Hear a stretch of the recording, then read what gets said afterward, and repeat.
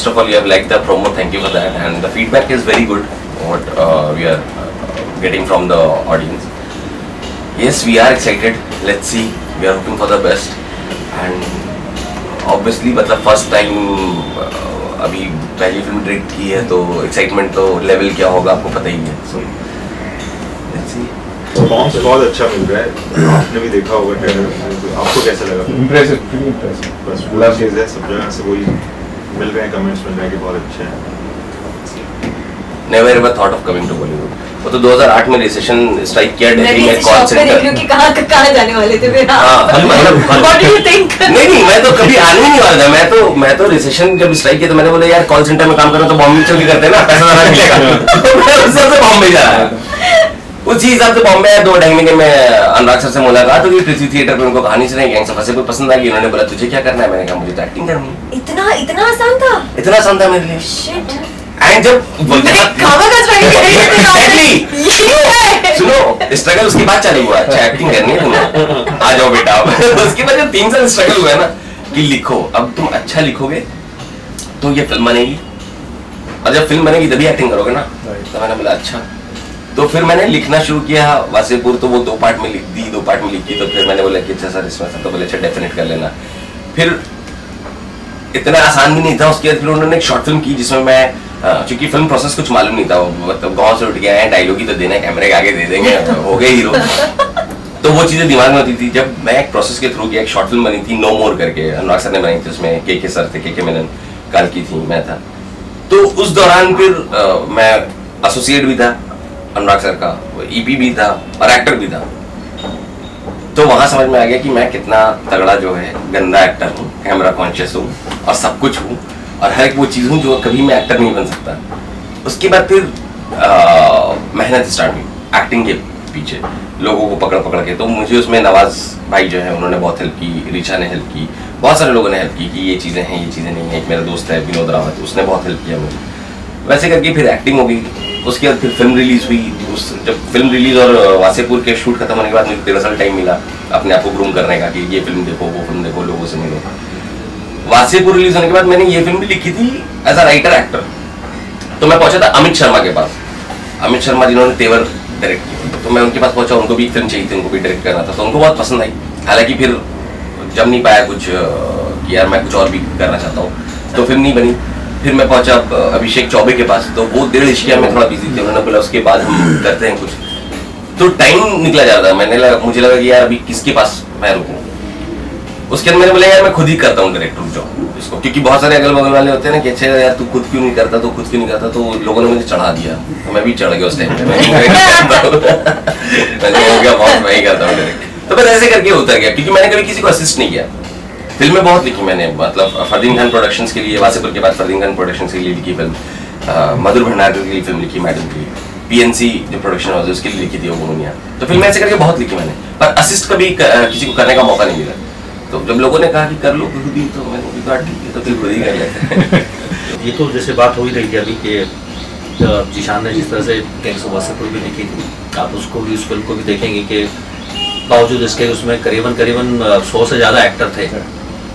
तो सब उसके बावजूद सबका अपना एक अपनी जर्नी है, अपना एक सिग्निफिकेंस है पूरी कहानी को लेकर. आपको याद सब रहता है. हाँ, सबको आपको याद रहते हैं, सबकी अपनी अपनी जर्नी रही. सेम यहाँ बेरठिया में भी उन्होंने उस तरह से उन कैरेक्टर्स को लिखा है कि बावजूद इसके कि वो एक साथ रहते हैं, एक साथ उनका सबका अपना अपना जर्नी है, सबकी इंडिविजुअल जर्नी भी है, बट उसमें से भी आपको ये कभी नहीं लगेगा कि जैसे आपने अभी बोला कि ये हीरो या ये सेकेंडरी कास्ट, ये थर्ड, ऐसा कुछ नहीं है.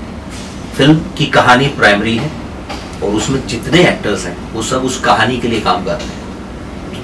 जिसको जितना योगदान है उस फिल्म को लेके या उस कहानी को आगे बढ़ाने में, वो एक्ट आपको सबको अपना वो हिस्सा मिला हुआ है. तो आप किसी एक कैरेक्टर को हटा नहीं सकते हैं. आप हटाओगे तो कहानी जो है वो अधूरी हो जाएगी किसी को भी. मतलब ये तो 6 प्रोटैगनिस्ट हैं, 6 लड़के हैं, अलग हैं. उस गैंग में ये भी है, वंश की गर्लफ्रेंड है. ये तो एक ग्रुप हो गया. इसके अपार्ट भी जो छोटे कैरेक्टर्स आए गए हैं, मुकुल देव सर हैं, संजय मिश्रा हैं, वो मामा बने. आप किसी भी कैरेक्टर को हटा नहीं सकते, क्योंकि वो जब आगे कुछ बोल के जाता है तो वो बहुत मायने रखता है फिल्म को आगे बढ़ाने में. जुड़े हुए हैं. तो आप सीन दर सीन आपको ये लगता है कि एक कहानी है इन लोगों की, जिसमें जिसमें हमेशा प्रोग्रेसिव कुछ हो रहा है। तो डिपेंड, ये बात मायने ही नहीं रखती है कि कौन कितना स्क्रीन टाइम या कौन हीरो, कौन विलन, कौन हीरोइन, नहीं, वो स्क्रिप्ट ही हीरो है, वो स्क्रिप्ट ही हीरो है। बचपन से आप देखते हैं हम लोगों का एक दोस्तों का गैंग रहता है हमेशा, उसमें हर किस्म का कोई ना कोई, हर किसी का अपना अपना एक कैरेक्टर होता है। तो ऐसे ही यहाँ पर भी वही चीज है कि एक सनकी है, तो एक चौधरी है, एक शकुनी है, जो कि कहीं ना कहीं पे बीच में कुछ ना कुछ ऐसा करता रहता है कि पंगा हो। तो कोई रोमियो है, तो कोई शराबी है, कोई शराबी है। ये तो मैं दावे के साथ कह सकता हूँ, वो शकुनी वो है, बाय द वे।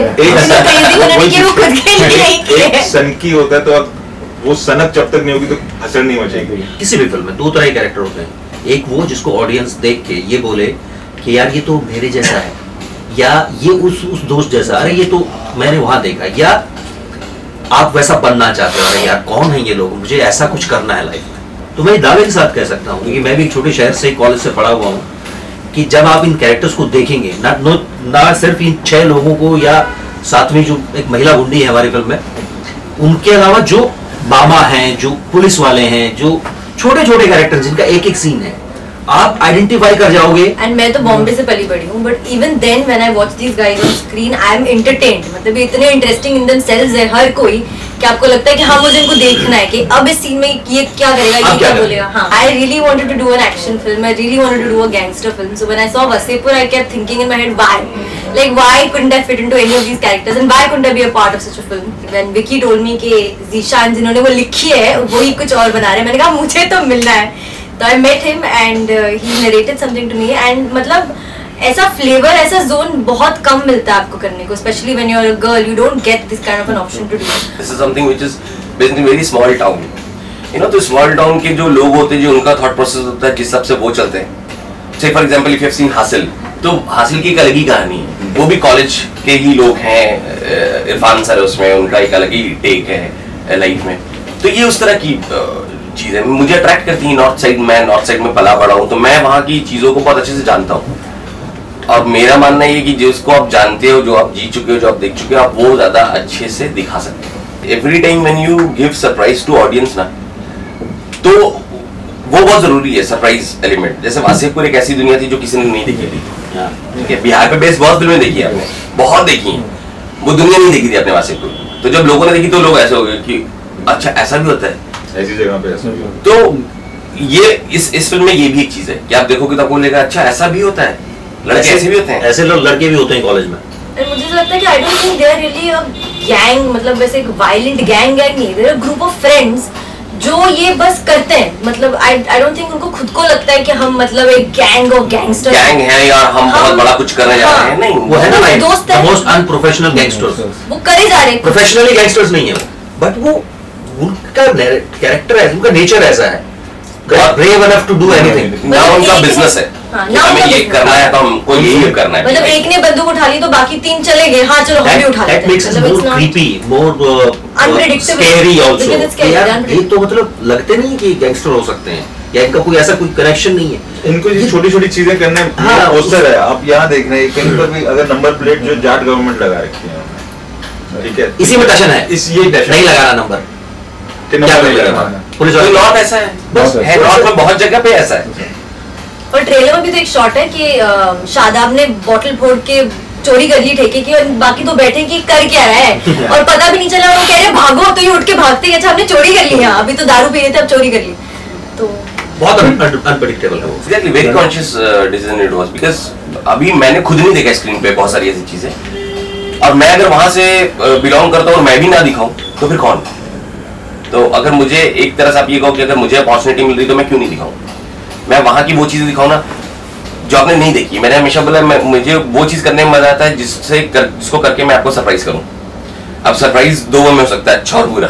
तो अब ये अटेम्प्ट जो है वो अच्छे का देखो आप, तो कभी कभी बुरा भी रहता है। उसको किस तरीके से इन्होंने किया है, मतलब किस तरीके से शूट किया है, वो भी एक अलग तरीका है। मैं आप फिल्में देखी हैं आपने इतनी सारी, बट इसके अंदर ऐसे शॉट्स आपको मिलेंगे जो आपके लिए सरप्राइज होगा कि यार ये कैसे हुआ। और बहुत नॉर्मली बता रहा हूँ आपको जो एक नॉर्मल फिल्म के जो शॉट्स होते हैं आपको नहीं लगेगा वैसा। इस फिल्म में, because see I have no cinema education की। मैं NSD गया या FTI गया या किसी थिएटर में गया। ड्यूरिंग अर्ली डेज जब मैं बॉम्बे पहुंचा था तो 2009 में मैं कुछ फिल्में देख रहा था, तो फिल्में देखते देखते मैंने बोला यार मैं इतना मेरा जो जगह है जो वासीपुर है वो इससे भी खतरनाक है। ये जो फिल्में मैं देखता हूँ वर्ल्ड सिनेमा, यहाँ पे तो आके पहली बार मालूम चला वर्ल्ड सिनेमा। तो बातों में किसी ने बोला गुरुदत्त, तो मैं गूगल करने लगा कौन है गुरुदत्त को, तुरंत नहीं तो इतना मैं पीछे था इस चीज़ों से। तो जब मैंने लिखा तो मैंने बोला यार ऐसी चीजें मैं लिखता हूँ, तो बोले कि अच्छा ठीक है तो फिर क्या करना है, मैंने लिख के देता हूँ किसी डायरेक्टर को। बोले किसको दोगे? तो 4 घंटे डिस्कशन हुआ, उसके फिर मेरे मुंह से निकला कि यार वो आदमी कौन है जिसने ब्लैक फ्राइडे बनाई थी, वो कर सकता है। तो लोगों ने बोला अनुराग कश्यप ने, हाँ भाई वो करेगा, पकड़ो उनको। एंड जब हम पृथ्वी गए तो अनुराग सर बैठे हुए थे, इरफान खान सर बैठे हुए थे, 3-4 लोग ऐसे बैठे हुए थे। तो मैं वहाँ पे एक लड़के से पूछा था कि इसमें अनुराग कश्यप कहाँ है, तो उन्होंने बोला वहाँ बैठे। तो मैंने बोला अच्छा। मैंने देखा, मैंने फिर पूछा कौन है उसमें से, तो उन्होंने बोला वो जो है ना दाढ़ी रखे हुए। अच्छा, मैंने दाढ़ी भाई 2-3 लोग रखे हुए। तो कह रहे गाँव से आए हो? तो हाँ सीधा यही है, सामान चोरी हो गया, अनुराग कश्यप के पास ही जाना है, थोड़ा बताएंगे कौन है। तो फिर उसने जब पॉइंट आउट करके बताया तब फिर मैं उनके पास गया और उनसे बात की। मुझे पता है ये बहुत देर तक उनको घूरते रहे। बहुत ऐसे होता है ना कि आप बैठे हैं किसी के सामने बैठे हैं और उसको देखे जा रहे हैं, तो अनुराग सर नहीं पूछ रहे इधर कौन क्यों घूर रहा है भाई, तू आधे घंटे से घूर रहा है, बता दो अगर कुछ बात है तो बोल दे, नहीं तो जा तू क्यों घूरे जा रहा है, सिगरेट जलाया जा रहा है, घूरे जा रहा है। आप हीरो और विलन हमेशा होते हैं जिंदगी में, डिपेंड करता है कि आपकी वाइट और ग्रे शेड, आपकी प्रायोरिटी क्या है, आपकी सिचुएशन क्या है, आप किन सर्कमस्टेंसेस में आप कैसे बिहेव करते हो, वही चीज आपको हीरो बनाती है। आधे लोगों के लिए आप विलन हो, आधे लोगों के लिए आप हीरो हो, उसी सेम सिचुएशन में। तो एक ही चीज को करके किसी के लिए आप हीरो, किसी के लिए। तो ये जो आपकी फिलॉसफी होगी आपके लाइफ में, जहाँ पर आप भी कभी हीरो हो कभी विलन हो, वैसे ये लोग भी कहीं पे हीरो हो जाते हैं, कहीं पे ये विलन है। तो ये वो चीज है, it's a reflection of realism basically, मैं ये मानता हूँ। आप हमेशा लाइफ कभी भी ब्लैक एंड व्हाइट में तो होती ही नहीं है, जैसा नहीं कि ये व्हाइट लाइफ और ये ब्लैक लाइफ, वो हमेशा ग्रे शेड में होती है। कभी आप हीरो होते हो, अपने बच्चों के लिए आप हीरो होते हो सकता है उनके दोस्तों के लिए आप विलन हो, तो वो लाइफ की रियलिटी है, वो फिलॉसफी है इन लोगों की। किसी के सर पे बोतल मारने से विलन नहीं हुआ, वो क्यों मारी वो चीज है, आप उनके ऊपर हंसते हो, but at the same time आपको लगता है कि ये बहुत खतरनाक लोग हैं, आप उनसे डरते भी हो, बावजूद उसके आपको हंसी आ रही है उनके उस मैनरिज्म पर, बट आपको ये पता कि अगर ये लोग देखने में ऐसे हैं तो अगर ये सामने पड़ गए तो ये इनसे तो बचना मुश्किल हो जाएगा। कि वो जो जिस सिचुएशन में फंसते हैं वहां पे आपको बहुत हंसी आएगी, बट जो उनका एक एटीट्यूड है ना वो बहुत स्कैरी है, वो आपको डरा भी देगा यार ये मतलब नॉर्मल नहीं है शायद। क्योंकि आप जैसे उन फिल्मों की बात कर रहे थे, एक अंडरवर्ल्ड है या वो एक ऐसा क्राइम जोन है जहाँ हर आदमी डायरेक्टली उनसे रिलेटेड नहीं है, लेकिन ये वो लोग हैं जो सड़क पे हैं, ये आपके साथ कभी भी हो सकता है। That's more scary.